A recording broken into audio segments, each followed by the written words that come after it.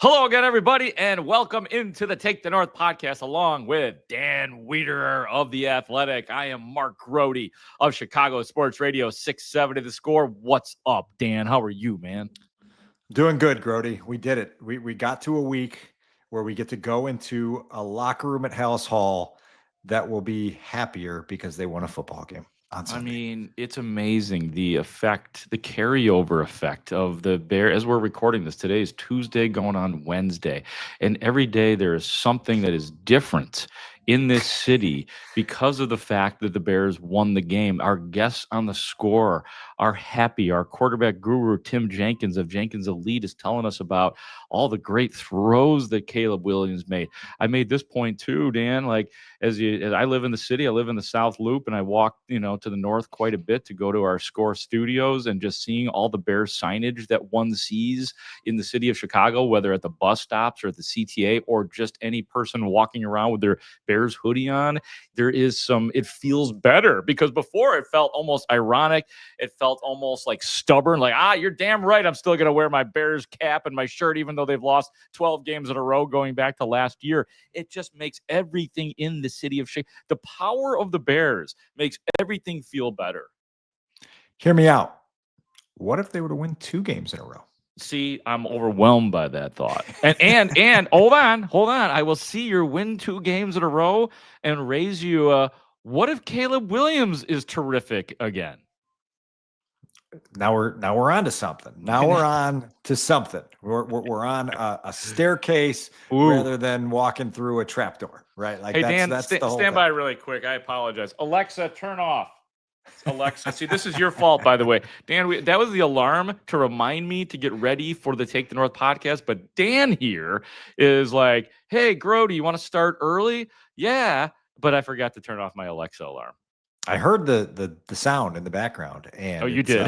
It happens in my house here. That's usually set as a video game timer for the 12-year-old to get the hell off the PlayStation. And so that sound was I could hear it, and I'm like, do I gotta go run and yell at somebody? But it was you on the other side of that. Yeah, I bet a lot of people were triggered by that sound. You know what I mean? Like, it's for me, it's usually get out of bed.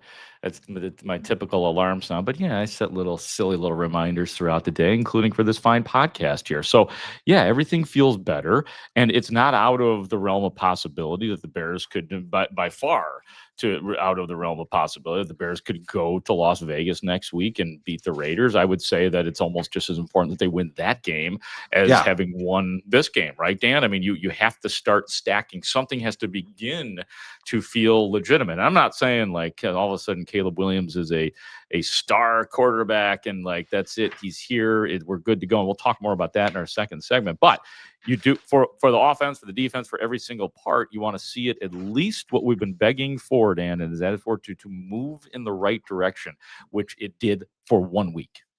Yeah, right. And we're going to find the proper frame to put around this. And as this podcast goes on, we'll give you some context and some detail to kind of provide some nuance to what we witnessed on Sunday that will accompany the feel-good vibes that are here in the city for week 4. The bye's on the other half of this game on Sunday. And so the Bears have an opportunity here to kind of create momentum and then be able to sustain that momentum into a period coming out of the bye week. So that would be fun to do. And they're going to have to get back to work this week and really with the championship standard practice habits that Ben Johnson is calling for, put in another good week of preparation, get back to work and try to beat a football team that is definitely beatable.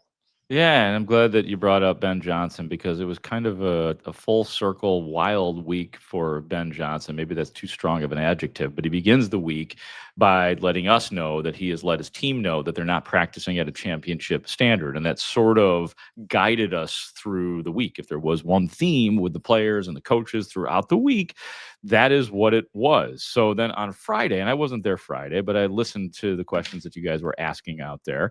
And, he was a little bit shorter with the media, a little bit more not wanting to play with us or really get into anything after the whole week was about him and the comments that he had made. So you had that. Bears win the game. They beat the Cowboys 31-14. And then we move on to the post-game press conference there.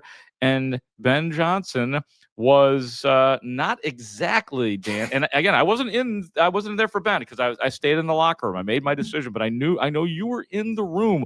No, What was it I like was with you. I was with you in the locker room at the Oh, time. you were at that time. Okay. Ben went really quick, and just as a little background, my hope, and I actually had put in a request in the late third quarter that they would delay Ben a little bit for his post game press conference because I felt like, as you and I did on Sunday, there was a lot to get out of that locker room. There were a lot of plays to talk about. There were a lot of different people to talk to. There was a whole, pinball machine thing to do inside that locker room. We both did it. Ben goes really quickly, and I think it was about 6 minutes that he met with the media. And so when I got back up to the press box, that was the first thing I did. I was like, let me watch this. Let me see what the head coach's demeanor is after his first win as an NFL head coach. And I was a little bit surprised, as I'm sure you were as well, of just seeing how kind of non-exuberant he was in that setting, how sort of to the point he was with answers to questions and not really floating on cloud nine, so to speak, in that setting. And then we learned later that it was very different than how he addressed the team as they were handing out game balls and truly celebrating the win before all the media stuff started. So what, Grote, I think the first thing to set up here with Ben is, this is how he was when he he does it. We'll talk about what he did with the team, and then he comes into the post game with the media, and here's a little bit of the exchange that everyone that was in there was treated to. Drummed you out for a long time. Will you be able to let that set in? Yeah, it'll be fun for tonight, and then we're on to the next one.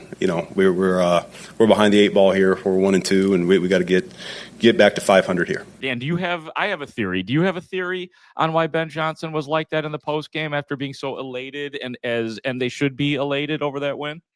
I have a theory, but first I have an impersonation. For those who didn't get to see the social media video of Ben in the locker room, he kind of got in the middle of the huddle and went, "Good, better, best. Never let it rest. Till your good gets better and your better gets best. Bears on 3, 1, 2, 3." Did I do that okay? Wow.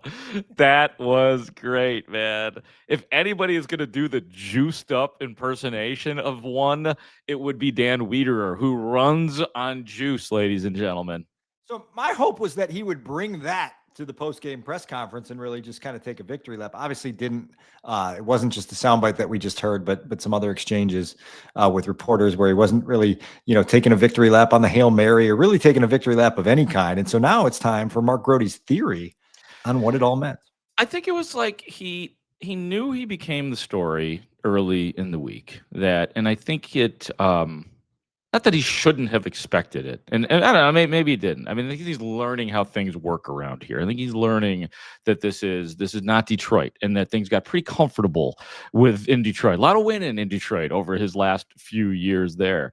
So I don't know if he was ready for every player to be asked about it, for every player to be commenting, some players not responding as well to it, just in their tone and the way they were talking about it. And it became the theme. Ben Johnson rips, paraphrasing, telling his players that they were not practicing at a championship level. Not just us talking about it, Dan. It got this was one of those times where it rose to the national level and everybody had an opinion on it. And not everybody was for what Ben Johnson was doing. So I think it was partly that where he kind of realized he had to take his foot off the gas in terms of all of that and just let it come full circle. Now you have poked the players. You got to win. You had to do something a little bit unique to get them there. Now back to business as usual. No more speaking out. No more motivating the players through the media. Now we got to get back to what we were trying to do for the first 2 games. We got to go 1-0. We got to win, and we got to look good doing it. So that's my theory.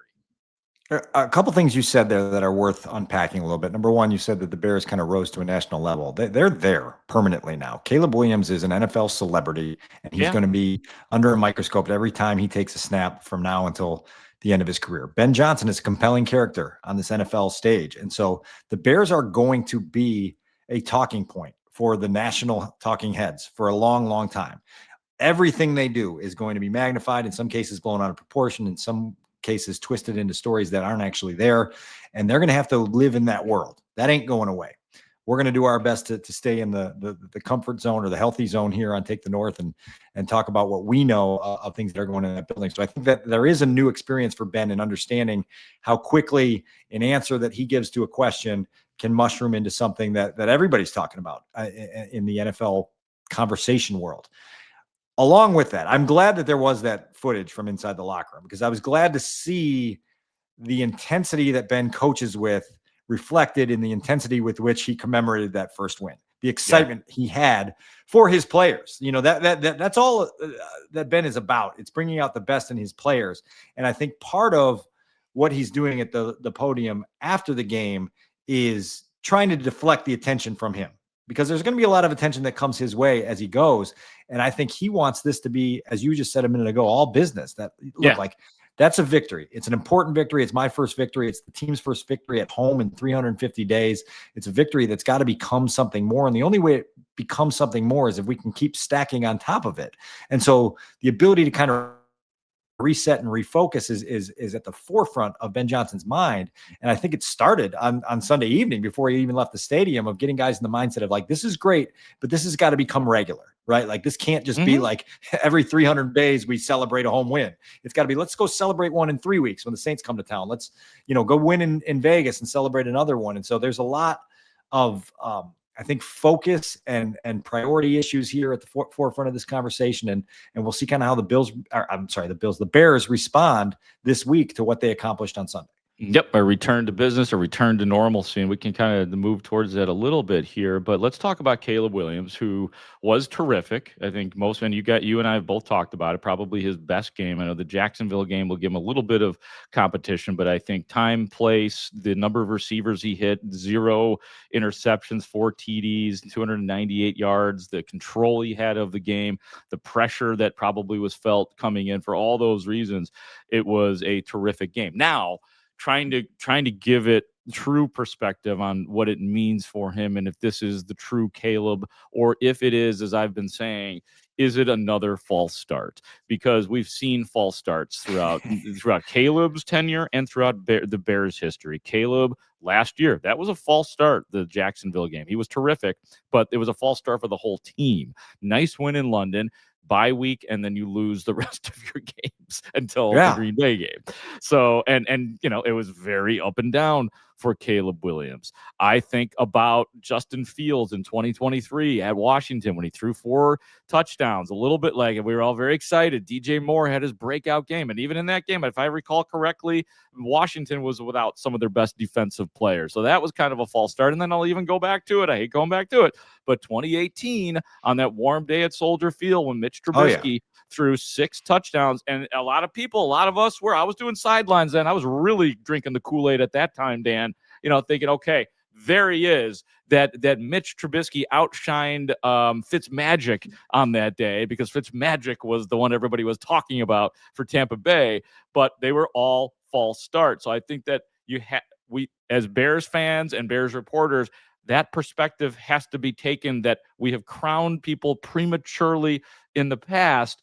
Dan, what do you think? What do you take away? What is your perspective on what this was for Caleb Williams and what we can take away from it going forward? I'll give you another one of those fool's gold QB1 performances. It was in 2019 against the Dallas Cowboys, when Mitch Trubisky, after a couple months of struggle, went out on a Monday night and put together a really nice performance against the Cowboys. And everyone was like, Mitch is back. He's here. We got it. And then again, it was just a 1-week blip on a story that was trending in the wrong direction, and ultimately trended with the quarterback leaving town. And so, look, like those things are all over history. I asked Kevin Fishbane on Tuesday morning, my partner at The Athletic, I said, what's your favorite, fool's gold Bears quarterback performance of our time on the beat, which is now in season 13? He rattled off 6, many of the same ones that you just mentioned there. And so important context to know that in order for this stuff to be real, it's got to be built upon. And so that's the next step for Caleb Williams. I ran some numbers on Tuesday morning, just in regards to the Cowboys defense. Okay, we're through 3 weeks now. The Cowboys defense is dead last in the NFL in passing yards allowed. They are 31st in passing touchdowns allowed. The only team with more touchdown passes allowed, the Chicago Bears. They are 31st in opposing quarterback passer rating. They are 27th in sack rate. They are 28th in sacks. They are one of 11 teams with only 1 interception on the season, 5 teams still yet to record an interception. And so the context of the defense that the Bears played is important to this discussion. We saw Russell Wilson go out and light it up against the Cowboys in week 2, and then play the Chiefs in week 3 and come crashing back to earth. And you're reminded, okay, competition matters. The team that you're playing against matters. The challenge of their defensive scheme matters. And Caleb Williams passed that test with flying colors on Sunday. Now back it up with a performance against the Raiders, back it up with a performance against Commanders, back it up with a performance against the Saints, and keep it going forward. I would also point out that if you look at all 4 touchdown passes, and we can have a little more nuanced discussion about this, those guys are wide open. Like, you could have hit some of those passes. Now look, like Caleb had to throw a ball 62 yards in the air to Luther Burden on the flea flicker. Otherworldly arm talent there. That's elite stuff from a quarterback doing things that only probably 6 or 7 guys in the world could do with that ball. The one to DJ Moore to cap the scoring. You've got to feel pressure. You got to find your way through the pocket, surf forward, surf to the right, and then throw a dart to DJ Moore in the back of the end zone. But these guys are open, right? Like Rome Odunze gets past a fallen defender. DJ Moore standing alone. Cole Kmet is left uncovered.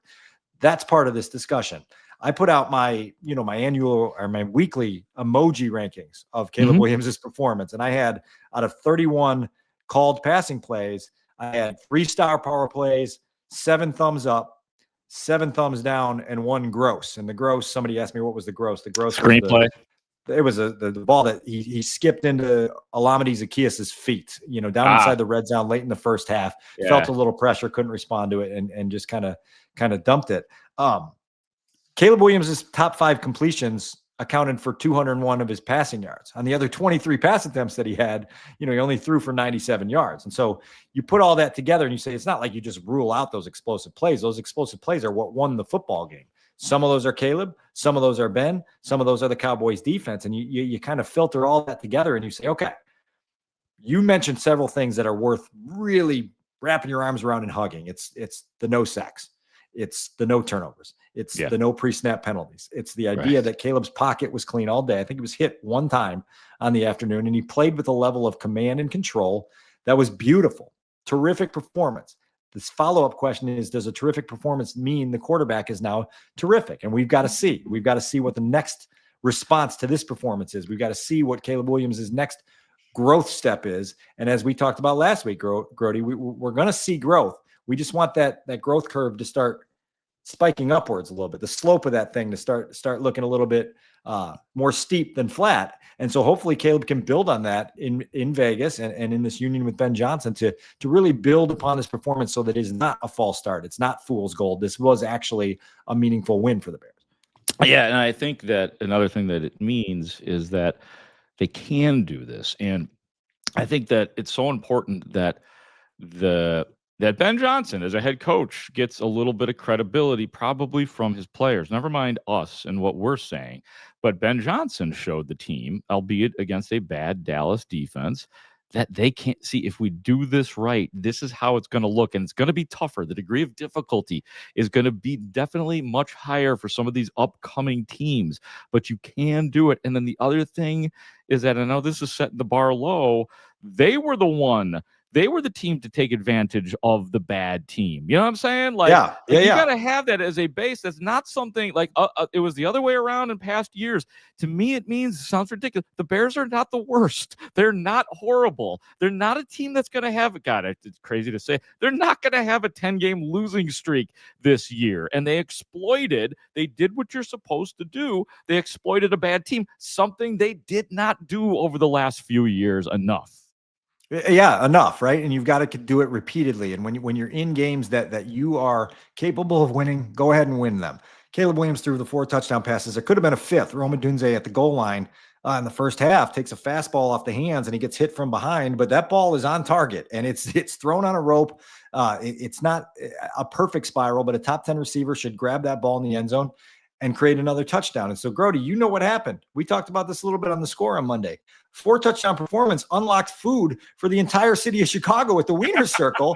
I was able to ask Caleb Williams about that after the game on Sunday. And then here we are on Tuesday with news footage everywhere of lines down the block on Clark Street in Lincoln Park of people going to get their Caleb Williams free hot dog at the Wiener Circle. And oh, by the way, the Bears on their own social media account brought Staley to the Wiener Circle. They brought Caleb Williams' dog Supa to the Wiener Circle. That's amazing. There's a lot to unpack with Caleb when we get to talk to him on Wednesday. But like this is like, wouldn't this be fun if this was the norm? If we were constantly unlocking stories like this instead of being like, hey, why did you guys give up 52 points and why did you lose by 30 and why were there 7 sacks and why like just make this more regular. Right. And like, I'm glad that some of the younger Bears, or actually some of the veteran Bears that have never won here before, like won in a big way, like as in having a record over 500, get to kind of see what it's like. Like, this is why the reason there are so many Bears fans and the reason there are so many people so hyper about the Bears is because people love the Bears and they love to see the Bears win and they act accordingly when they win. Yeah, I was in Wrigleyville today. I was actually doing a show from the Budweiser Brickhouse Tavern on the Score, but I could see the people, I could see the groups of people, and the red line was alive. And, you know, like we said at the beginning, the signage is happier. Your Bears hoodies are happier. Everything is just happier when the Chicago Bears win. And it is like we needed Dan as reporters just to break the going into losing locker rooms, but for the players to see how we act and that we're not all negative and cynical and all of that kind of stuff. Well, a couple things before we move on, because I do think there are enough guys in that locker room. And I've had this conversation with Jalen Johnson. I've had it with Cole Kmet. I've had it to some extent with Tyreek Stevenson, of guys that understand what's on the other end of the rain cloud if there's actually a rainbow, right? Like they understand what this city will be if they win at a high level. And guys are just so hungry to be a part of that. And they understand the passion this football city has will come out in much more positive tones if they're able to put together a run and be in championship contention and put themselves in the playoffs and do all those things. And so like every time you get a day like Sunday, you wrap your arms around it and you say, let's do that again. And I think Ben Johnson's got the mindset to get these guys there to attack every week with the belief that, hey, we can become a real live thing here. A football team that, everybody is interested in watching. Teams are afraid to play against. All that stuff is part of the building process. Along with the Caleb discussion, Ben talked a little bit about kind of the new thing for him this year of having a quarterback that's as mobile as Caleb is. They can do a bunch of stuff on play action with rollouts, and then your quarterback can make plays right when they don't unfold the way they're drawn up, because he's so nimble and he's so athletic and he's got speed and he's got ability to move and he's got ability to ad lib. And so here was Ben Johnson on Monday talking about Caleb Williams' mobility and what it does for him as a head coach and offensive overseer. How interesting has it been for you as an offensive play caller to have this new factor, at least in your career, I believe, of his mobility and what that can create as far as uncertainty in a defense when he's passing? Yeah, it's fun. I think I don't have to be perfect as a play caller, and I've always tried to be that, to where you get the primary receiver open the majority of the time. And I don't feel that necessity anymore. It's just he has a way of, if number one's open, he'll take it, and we're getting to where he's progressing to 2 and 3. But if we need to escape or extend that, it's his natural playmaking, and that's the balance that we want to strike. And that changes every week what that balance looks like. But I think we're really finding out a lot about each other, because he's learning what my expectation is as well. But I think he's doing a good job understanding when it breaks down a little bit what he can do to ad lib. Brody, I loved the laugh in that soundbite, because it was a guy who's a competitive perfectionist and wound pretty tight in that regard, feeling like it loosens up for him a little bit because of the gifts of his quarterback, right? Like it was this moment of like, man, it's nice to not have to be perfect all the time, because he's going to make you right.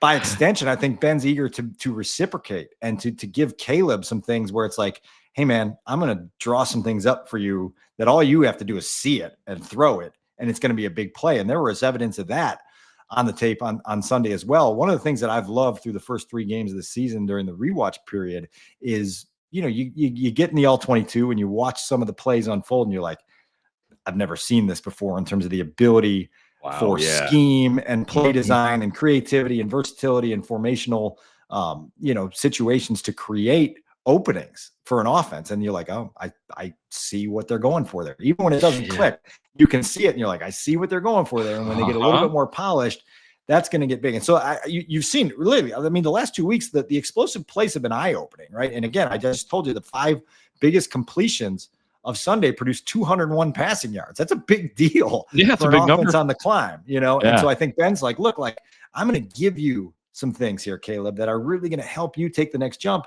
And oh, by the way, thank you for giving me the things that you have. They're going to make me better as a play caller, just because you are so athletic and you are capable of, being quick and nimble and agile and making scramble and throw plays. And it could be a beautiful thing if they can find the harmony that they're seeking. And I think on Sunday we saw little glimpses of it where you're like, I think both of those guys leave that game feeling like, okay, we're starting to see what this could be. Right. And you're starting to see the plays, like you said, and reviewing the tape that, okay, there's one of those plays that Jared Goff couldn't have made. Oh, there's a play that Jared Goff made, the ex-Detroit quarterback, who is excellent, and that's not denigrating him. It's just a different skill set. It's part of why, or at least what Ben Johnson said about his desire to be with the Bears, because he was sold on the quarterback. And it is, Dan, it's arm talent. That's what it is. It's ridiculous arm talent that needed to be not reined in, just molded. Yeah, you're right. And you've got to work with it both ways. You've got to occasionally let the quarterback know when he's got to rein it in, and other times you got to let him know how to use his gifts. I'll tell you the one play on the film, Grote, really quick, they ran a direct snap to Kyle Monungai, who then flips it to Caleb coming in motion. And there's a little bit of pressure from the right side, but it got picked up and Caleb climbed. And if he had reset himself, he had Olamide Zaccheaus wide open for another 30-yard gain. And then if he throws a good ball, it's another touchdown. Oh, and you watch that. I know the play you're talking about. Yep, I remember Caleb ended up scrambling for like 2 yards, but you look at it from the overhead again and you're like, man, like that was a beautiful thing there that opened up for them. And if the quarterback could have just reset and delivered it, now we're talking about 350 yards and 5 touchdowns and maybe free milkshakes to go along with all the free hot dogs at the Wiener Circle. Before we move on to defense, I got a couple of defensive things I want to talk about. What did you have in terms of your emoji system, Dan, for the second quarter Luther Burden catch, the 29-yarder down the middle of the field? A little bit of a wobbly pass, but put it right in the bucket. It leads to the Cole Kmet touchdown. What did you have for that Luther Burden 29-yard play? I wrote about this drive at The Athletic on Tuesday morning, how important it was for the Bears to basically take control of the game with the way they operated in that 2-minute drill and got a double-digit lead that never got any smaller. That play is the best play of the drive. It's a star power play. I put a big star next to it. Boom. In my notes. I wrote big time, great ball, great ball. And then I wrote game-changing moment. And it's a game-changing moment there because you go into that drive just trying to squeeze out 3, and 3 points get you, what would it have been then? 20-14. Now you got 24-14, and then you get the ball back in the third quarter and you go 19 plays and you boost that lead up to 17 points. And that's a quarterback seizing a moment and changing the game with a throw there. Like, as you mentioned, not an easy throw. There's 2 defenders in the middle of the field. That ball's got to be thrown on time and on target. And it's one of the 3 best plays of the day for sure. And one of the 3 that I gave the elusive star to in my emoji system. I love it. I love it. All right, man. You and I were definitely thinking along the same terms right there. All right. A couple things defensively here. And I want to throw this out there about Tremaine Edmonds, who obviously had a terrific game. Two picks, 15 tackles. The game dictated, with the way Dak Prescott was playing, that the linebackers were going to get a lot of action because he's checking down a lot. Obviously, doesn't have CeeDee Lamb in there. Noah Sewell had a hell of a game, too. That's an aggressive linebacker. I like the way Noah Sewell plays, and he's been a bit, he had that one glaring miss in the Minnesota game, but I like watching that guy play linebacker. So what's really interesting is throughout the week, talking to Tremaine Edmonds, when we were asking about Matt Eberflus, he would not answer any specific questions about Matt Eberflus. He generalized it, didn't want to talk about it really. And part of it could just be because he just wants to, focus on the opponent, not on the coach and all of that. After the game, he was asked specifically, hey, did you talk to Matt Eberflus during the game? And he said, no. He said, and then he generalized and said that there were people over there that he wanted to talk to, other players, but he would not mention Matt Eberflus. So what I'm getting to here, Dan, is I don't know this for a fact. Do you think that Tremaine Edmonds may have been put in a position or was asked to do things that he didn't want to do under Matt Eberflus, even though Flus probably had some influence in getting Tremaine Edmonds to play for the Bears, as he did probably with TJ Edwards as well. But it's wild to me that he won't say a word about Matt Eberflus, and it just makes me wonder about his Bears career, because most people would say that in general he's underachieved, and what we saw the other day is something that people would want to see or expect to see more from Tremaine Edmonds. I think there was just so much flux during Flus's time here, right? And you go back to Tremaine's arrival and that 23 season, which just started off so horribly, and your defense coordinator Alan Williams exits the building in the early parts of the season, and then Matt's the play caller, and you're adjusting again, and then you get on a little bit of a roll defensively toward the end of that season, and you come back in 2024 and the whole thing unravels after the Hail Mary. And I think those players were put through a lot, and I think those scars are still raw for a lot of those guys, and they're just they didn't enjoy the experience of all that. And they realized that 10-game losing streaks. The head coach's lack of leadership power was a contributing factor, a major contributing factor to them not being able to stop the slide. And so I just think there are a lot of guys that felt like it was an awkward relationship with Matt Eberflus all along, and are happy that they've flipped the page. You see Tremaine Edmonds in that aforementioned, locker room video earlier, getting his own game ball from Ben Johnson, and just emoting, right? Like, and just feeling really good about where the Bears were on that particular Sunday and what direction they're headed. And so I think there's just kind of a, let's crack the rearview mirror off the car and throw it away, and let's just keep our eyes out the windshield and go forward and not turn back, because all that stuff out the back windshield is pretty gross to look at. That makes a lot of sense. Yeah, it could, because that was one of my theories, that it was just simply, I don't want to talk about the past. Let's move forward. That part of my career, that part of winning and losing, was bad. So that's as good as any theory. Montez Sweat got his first sack of the season in this game. He did have one that had been negated. It was good to see. I mean, he needed it. We were all wanting it. We were all calling for it. We were all saying the same thing, Dan. Is like, where are you at? Where you're getting all the money. Where is it coming from? And as you know, Montez Sweat has been he's been very much present in the locker room. He just has not been particularly interested in speaking to the media, and he does it in a nice way. And I know he genuinely is not one. I mean, just from even when things were great, when he was here, he was always a little bit reluctant to speak. So this is not like a front runner thing, but I do think that that a lot of it got to him. And I want to play something for you, Dan, then I want to hear what you have to say. All things Montez Sweat. I finally did get an opportunity to talk to Montez Sweat, and it was after the Bears' 31-14 win over the Cowboys. I wasn't sure if he would talk. I asked him, but he said, "Come on, let's talk." So I did, and he begins it talking about the fact that complimentary football was played in the game, and then we'll get into some of the sack stuff. Yeah, for all phases to be clicking in one accord and get the W. That's been the main goal. How'd it feel to bust through and get the quarterback down today? Yeah, it feels great. It feels great. Where has it been up until this point? Do you feel pressure to get those sacks? I mean, yeah, I feel pressure to show up for this team. The media don't make it no better, but yeah. How does the media not make it better? What are we not seeing correctly, I guess, is the question. I mean, it's a new scheme. It's a new defense. Everybody is still finding their role in the defense. But I mean, I understand. People got to show up. So and I feel like we did that today in all phases. Do you think there's a general lack of patience and knowledge about what you guys are trying to do from us, quite frankly? I mean, I don't think it's that. I just think the city is just hungry to win.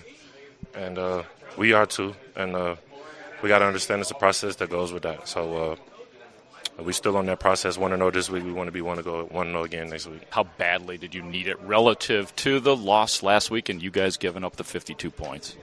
Yeah, we needed to win bad, especially at home. We don't want to lose at home. And just get some confidence back in this team. It just felt real good to get this win for Ben. Montez, thank you. Thank you. What do you think, Dan? Montez. I think nice work by you of getting a guy in a moment by himself and you by yourself and just having a conversation, because I think there's a couple things in there that struck me. Number one was him kind of sounding it out in real time and going from, screw the media to the city's just hungry for a winner, right? Like, and I think there's an important distinction there, right? Like that some of that pressure and tension that builds up is just a hunger from the city of Chicago to not be put through annual torture with their football team. And like, don't keep asking for our patience. You haven't earned our patience. You've made the city of Chicago impatient because you've been terrible for a quarter century. And so that part of things needs to be woven into what the new players understand about what stage they're on now. Montez, I think, kind of got there in that conversation with you, or maybe he just didn't want to fight you in the locker room the way that you were kind of bowing up and getting ready to go after him. And then I think the acknowledgement of confidence that the Bears take out of a game like Sunday is important, because they certainly took a confidence hit coming out of Detroit. And you could just tell on that field at Ford Field that they were not themselves. And that's why that whole conversation last week was important to have, because you and I talked about it. Like that was not the defense that we watched through the month of August at all in week. Right.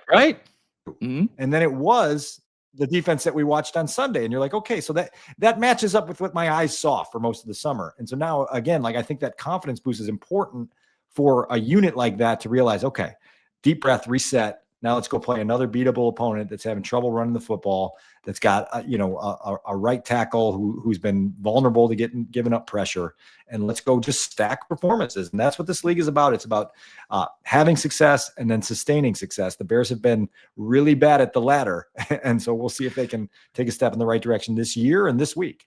Yeah, and I think part of it too is, I mean, I'm sure like he's definitely talking to some degree about all of us in the local media, and I get it, like I understand it. But again, as per our conversation earlier, the Bears have risen, as you said, to a national level. So it all, like, because of Caleb, because of the offense, it all trickles down, and now people are hyper aware of the Bears. They're like, oh, there's a story about, the $100 million man, and Montez Sweat has, hit a bad year last year and 0 sacks this year. So I'm sure that's where he's feeling some of the pressure from, and it's impossible to elude it. But I guess that's just part of the price of doing business here in our city, Dan.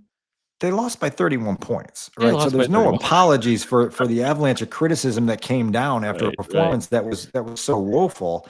I would also say that there is this is a whole different podcast episode that we'd have to do in the off season, but there's a whole different definition of quote unquote media nowadays, where I think people sort of define the media as someone who's talking on their social media feed, right? Like it could be somebody that's never been inside the building at Hallisall. It could be just somebody riffing from a national stage. It could be somebody riffing from a Twitter account that you've never know how it even got established. And so it's a very big classification of what media is and who the media culprits are who are saying certain things.